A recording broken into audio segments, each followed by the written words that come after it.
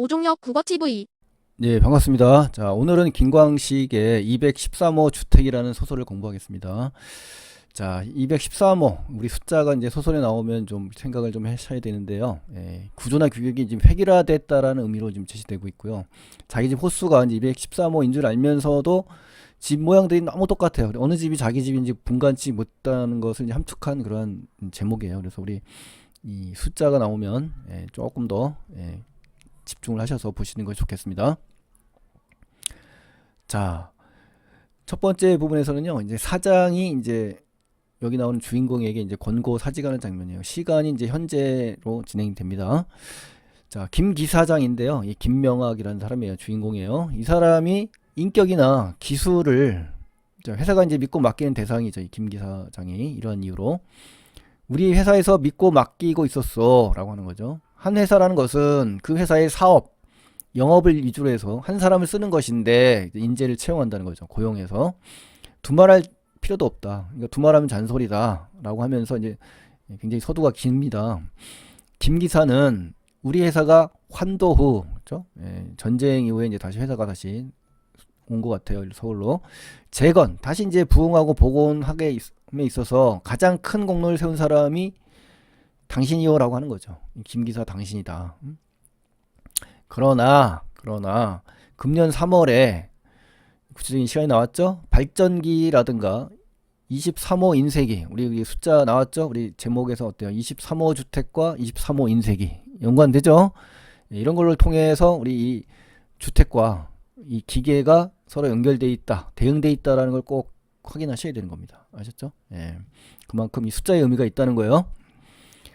고장, 회사에 치명타를 입혔다. 이거 회사에 치명타. 우리 회사에 치명적인 결정적인 타격을 입혔어. 손해를 입혔다는 거죠. 이렇게 되면 회사에서는 그 기계를 다루는 기사장의 책임, 그렇죠? 돌리지 않을 수 없다. 뭐 이런 얘기죠. 그래서 기사라는 이제 사람은 자격은 기계 고장을 미리 발견하는 것이고 또 고장 나지 않게 하는 것이 더 큰 직책이다. 그게 이제 회사의 입장이다라고 하는 거죠. 기사의 책임과 임무를 지금 단도직입적으로 지금 제시를 한 거예요. 한두 번이 아니라 그것도 고장의 소리가 이렇게 2, 3일이 멀다 해서 또 고장이라면 결국 기사는 그 고장의 원인을 모르는 것이라고 해석할 수밖에 없죠 라고 하는 거죠. 그러니까 당신이 지금 무능력한 기사의 모습으로 판단된다 뭐 이런 얘기죠. 그 책임을 기사장이 져야 한다면 현명한 사람이라면 자기 처신을 어떻게 한다는 것은 여기서 민망한 말을 하지 않아도 잘 이해할 것이라고 라고 하면서 이제 이 장면. 그러니까 결국 요거 한마디만 하면 될 것을 지금 길게 지금 이야기를 한 겁니다. 그래서 그만큼 뭡니까? 권고 사직. 즉, 그만둬라라는 말을 하기가 뭐 하니까 이렇게 애둘러서 지금 쭉 길게 얘기한 것 같아요. 그래서 회사의 고충을 이해해달라라고 하면서 사직하라 뭐 이런 얘기죠. 그렇죠? 네, 알았습니다. 금방 이제 이야기하죠. 이해해 주어서 고맙소라고 이제 사장이 이제 하면서 사장과 주인공의 대화가 끝난 겁니다. 자, 그 다음에 기사장은 이제 어디로 와요? 공장장실에서 지금 그 사장과의 면담이 지금 공장장실에서 한 거네요. 구체적인 장소가 나왔고요. 사장의 이 말 사직하라는 거죠. 그렇죠? 듣고 나와 전기실로 이동합니다. 공장장실에서 이제 전기실로 장소가 이동된 거예요. 자기 의자에 앉아서 침울한, 그죠? 굉장히 그 우울한 생각에 자기 자신을 걷잡을 수가 없는 그런 상황에 빠졌죠. 충격에 빠진 인물의 모습이 등장한 거고요. 기사로서의 패배감, 그죠? 이제 회사에서 이제 잘려서 이제 처지가 지금 암담하지만 또 기사 자격으로서의 패배감이 온 겁니다. 사장의 말을 들어서 패배감이 지금 머리를 스쳤고요. 그러나 사직원을 썼다, 그죠? 그죠? 결국은 뭐 어쩔 수 없죠. 속수무책의 상황이 온 겁니다, 그죠? 기사장으로서 사고 전에 고장을 발견하지 못하였다는 이 점, 이게 바로 기사로서의 패배감을 안긴 겁니다. 그래서 직무에 불충실한 거, 또 윤리의 세계, 직업 윤리가 되겠죠. 그는 이것만을 생각했다, 그렇죠? 다른 거 생각하지 않고 기사로서의 어떤 그 패배감, 이것만 생각한 겁니다. 그래서 사직을 하게 된 거예요. 자, 두 번째에서는 이제 발전기실에서의 돌이킬 수 없는 사고가 이제 일어납니다. 과거가 이제 여기서부터 이제 시작이 됩니다. 우리나라 전기 사정은 공장마다 자가 발전기를 놓아야 하는 현실이다. 당시 우리나라의 이 전반적인 공장의 이 현실 상황이 지금 제시된 거예요. 이 공장의 총 마력은 100마력이 조금 넘는다라고 하면서 회사 내 공장 내 가동할 수 있는 전력량을 구체적으로 제시했어요. 1마력이 746W니까 거의 100마력은 뭐 14.6W라는 건데요. 뭐 몰라도 됩니다만 여러분도 화학 물리 배우신 분들도 아실 겁니다. 여러분들이 야간 조업과 정전에 대비해서, 그러니까 이제 공장이 이제 뭡니까, 정상 조업만 하는 게 아니라 이제 야간에도 할 수도 있고 또 불의의 사고가 날 수도 있지 않습니까? 예, 정전이 될 수도 있고, 이러한 것에 유비무한 준비를 철저히 하자 이거죠. 그래서 자가 설비를 설비하지 않을 수 없단 말이에요. 설치해야 된다는 거죠. 회사에서는 막대한 금액을 투자한 거예요. 그래서 100kW의 출력 발전기, 그러니까 74밖에 안 되니까, 그죠? 예, 이런 정도의 출력 발전기를 이제 외국에서 이제 수입한 겁니다. 그러니까 이제 야간 조업과 정전을 대비하는 회사의 노력이 지금 담겨 있는 거죠. 사실 이렇게 되면은 이렇게 100kW의 출력 발전기를 이제 사용하려면 2종 전기기사가 이제 채용돼야 되는 겁니다. 전기기사, 그렇죠? 예, 그러니까 전문가를 채용해야 된다는 거죠. 그게 정상적이라는 거죠. 그러니까 추가로 이제 전문 인력을 채용해야 마땅하는데 그렇지 않았다는 겁니다. 근데 그걸 서술자가 비판적으로 지금 바라보는 거예요. 그러나 회사에서는 채용하지 않았잖아요. 이 사고의 원인이 사실 여기 있는 거지 않습니까? 회사의 한계, 회사의 부당함이 지금 드러난 거예요. 기사장의 전기 기술을 믿는다고 하며 전기실의 책임도 이 기사장에게 이제 맡겨버리는 거예요. 그러니까 이 사람은 기계 쪽인데 전기를 맡게 시키니까 전문 분야가 아니잖아요. 그러니까 모든 책임을 이 김 기사장이 떠안는 그러한 부당한 현실이 지금 드러난 거예요. 그는 하는 수 없이 속수무책이죠. 전기실 책임도 맡기는 맡았으나 어쩔 수가 없으니까 부당하고 부담스럽지만 책임을 이제 짊어진 거예요. 전기에 대해서는 기계과 출신인 거예요. 예. 그 상식밖에 없다는 것을 자기 자신이 잘 알고 있는 거죠. 그러니까 이 기사장인 자기 자신의 한계를 스스로 인식한 거예요. 그래서 사고로 인한 책임과 사직의 원인이 바로 여기서 어떻게 보면 여기서 나온다라고 볼 수밖에 없는 거죠. 그렇죠? 이 채용했으면은 사고가 안 났을 텐데. 근데 이게 이제 결국은 사고의 근본 원인이 된다라고 볼 수밖에 없습니다.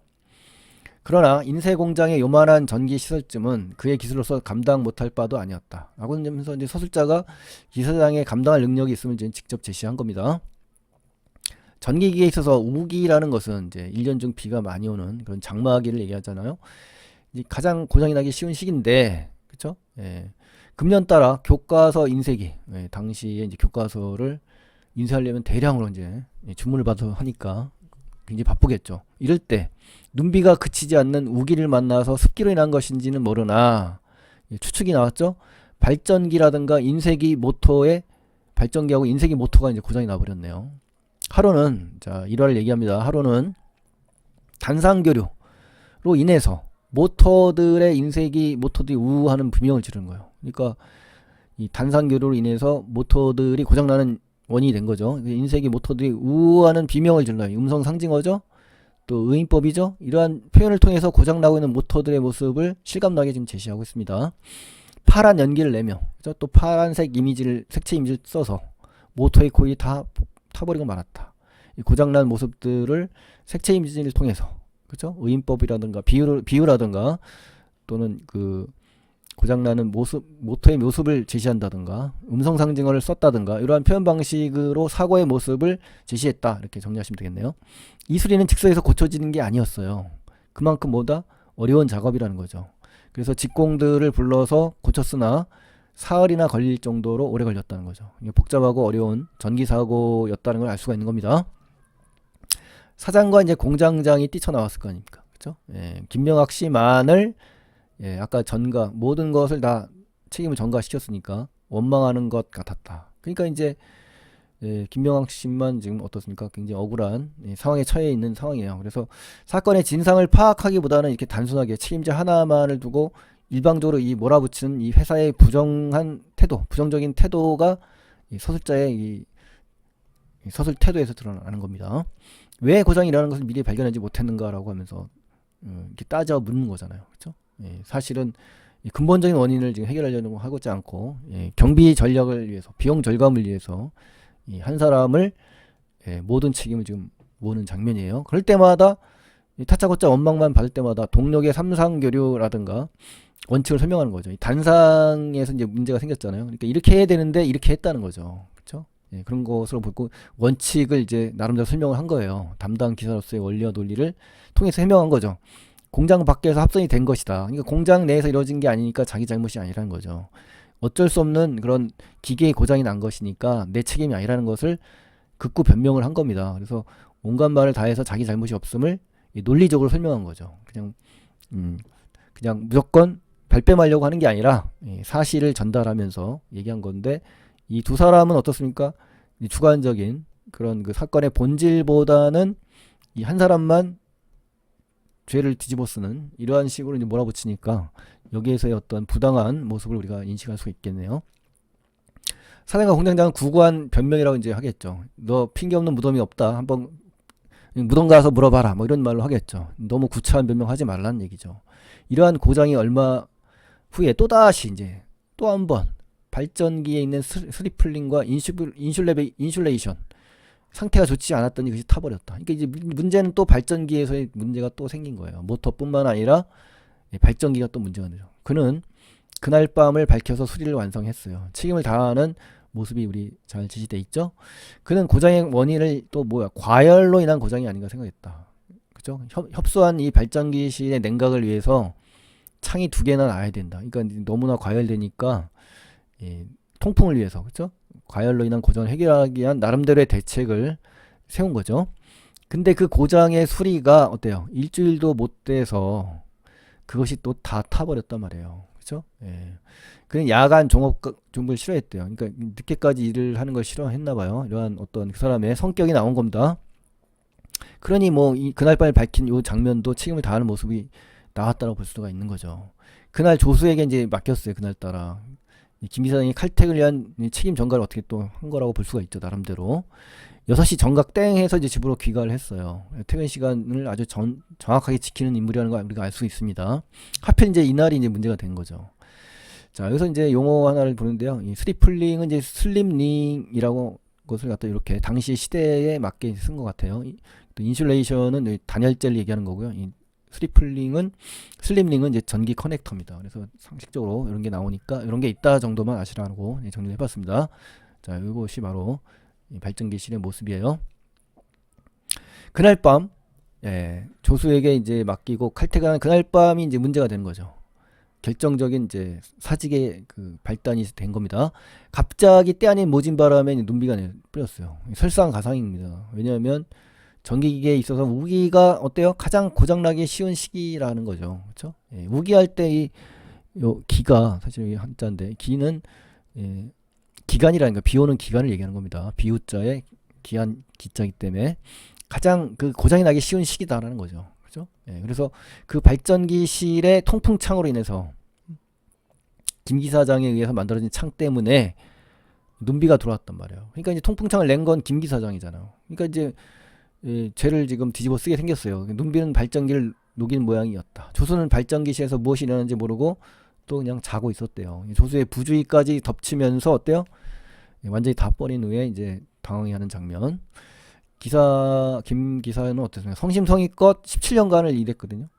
근데 기계는 기계대로 고장만 났어요. 인물의 태도와는 다른 기계의 고장을 해서 사직하게 되는 상황이 왔잖아요. 그러니까 뭐 배은망덕하다. 사람이라고 하면 이 기계를 배은망덕한 놈이다라고 이제 얘기할 수 있다 해서 한번 이렇게 적어봤습니다.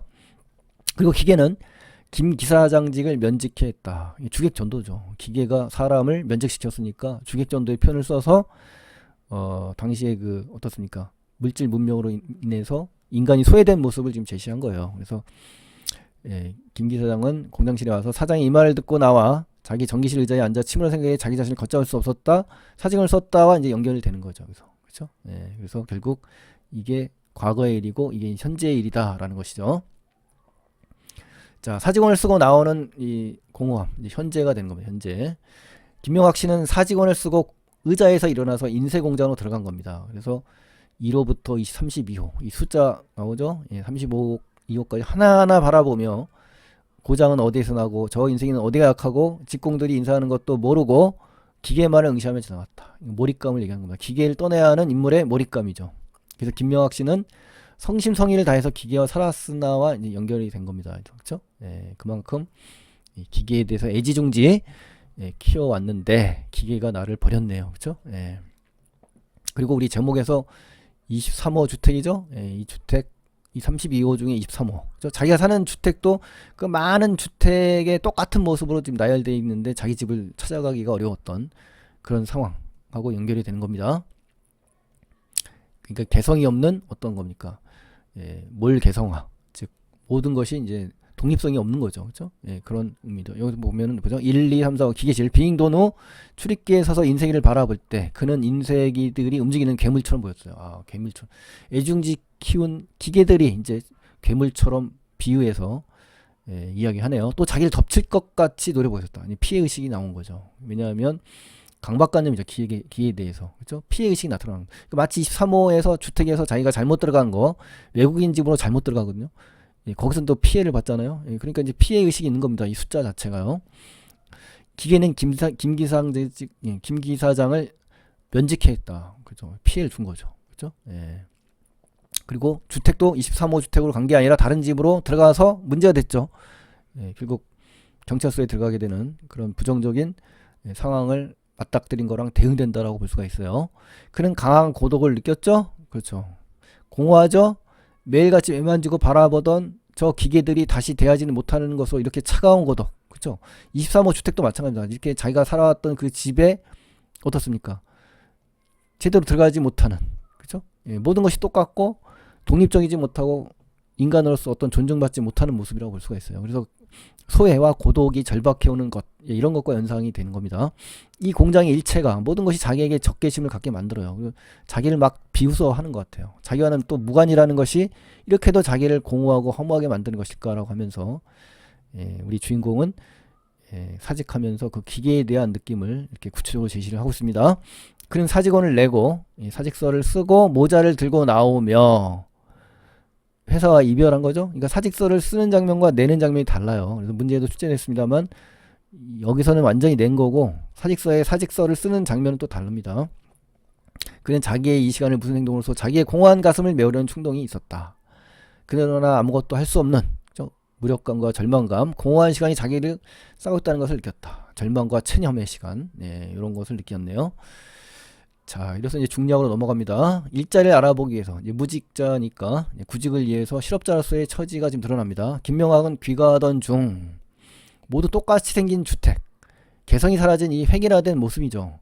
자기 집을 그죠? 착각해서 다른 집에 들어가는 겁니다. 획일화된 모습에서 피해를 지금 발생하는 겁니다. 그래서 김명학은 집주인의 신고로 위치상에서 하룻밤을 지낸 후 아내와 함께 귀가하는 장면이 나오는데요. 획일화된 모습으로 인한 주인공의 피해가 발생한 거 중략에서 나왔네요. 사실은 이제 김명학은 이제 울분을 달래기 위해서 동창생과 술을 마셔요. 그리고 나서 상도동 자신의 집인 213호로 돌아오는데 이 문화주택 단지가 집 모양이 전부 동일해요. 술을 마신 김명학이 어때요? 더군다나 더 헷갈리겠죠. 그래서 미국인의 집을 또 들어가요. 또 한국인도 아니라 미국이니까 더 이 어떻습니까? 이 미국인은 굉장히 남의 터치받는 걸 굉장히 싫어하는 성향이 있거든요. 그래서 외국 함부로 들어가면 큰일 납니다. 그래서 자신의 집으로 오인하고 들어가게 돼서 훨씬 더 위기를 맞게 되는 겁니다. 김명학은 집주인에게 봉변당하고 경찰서에 이제 들어가는 장면. 네, 이 장면이 이제 소설에서는 이렇게 나옵니다.